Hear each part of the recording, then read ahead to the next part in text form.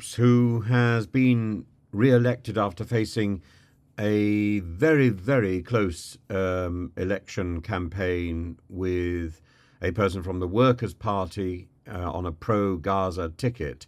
So that's a George Galloway supporter. And Jess Phillips quit the Labour front bench in November to back a Commons vote calling for an Israeli-Hamas ceasefire, and she was booed and heckled as she addressed a crowd at the election count. And she said it was an absolutely horrible campaign. It was the most aggressive and most intimidatory,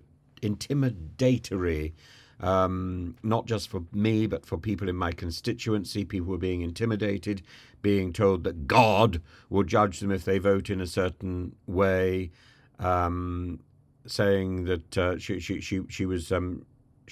had these leaflets handed out in front of her, had genocide screamed in her face, people filming very close quarters, to drive content, to incite more intimidation. She said, in my constitution, the humiliation was done by men to women, and they wish to drive content. That's what our politics has become: humiliation, content-driven grift, and it's simply horrific.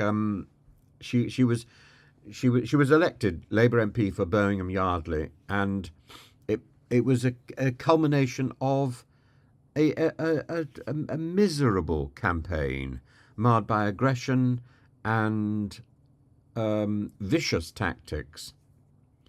And she was met with chants of "Jody, Jody, free Palestine, shame on you" from pro-Palestinian supporters.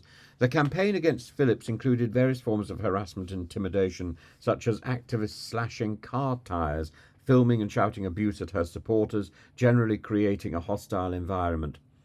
And she attributes this aggressive behaviour to content-driven tactics aimed at inciting further intimidation. And she particularly criticised the pro-Gaza candidates for not actually helping anyone in Gaza, but instead focusing on bullying and targeting women. You know, if you support Gaza, go and help. But waving placards, standing on the street corner, just making a noise, is just it's just noise. It's just noise. What are you actually doing? The way to help Gaza is to promote a two-state solution, and to and to provide a means for stopping this war, and bullying candidates for election isn't actually helpful.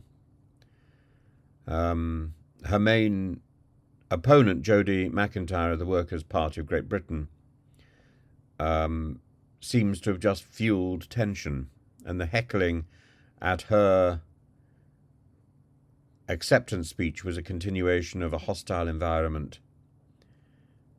that she experienced throughout the campaign. And despite these challenges, Phillips expressed gratitude to her supporters and the police for their assistance during this tumult.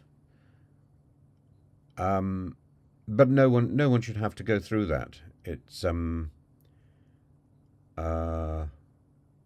it's a misunderstanding of debate, and it's a misunderstanding of the political context. The political context is there to stimulate debate and to exchange ideas, and some of that may involve humour, may involve satire, may involve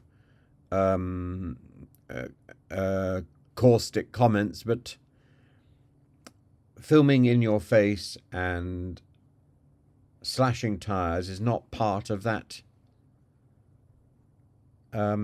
should not be part of that environment, and it's simply wrong.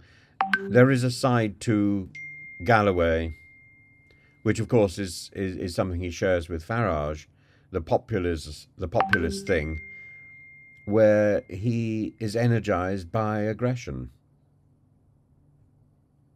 and that tells you a great deal.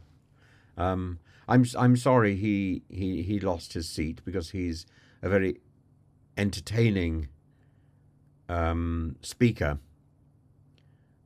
but I suppose he should be judged by the people who follow him, who are thugs and bullies and bigots, and are foul and have no place in a modern parliamentary workforce.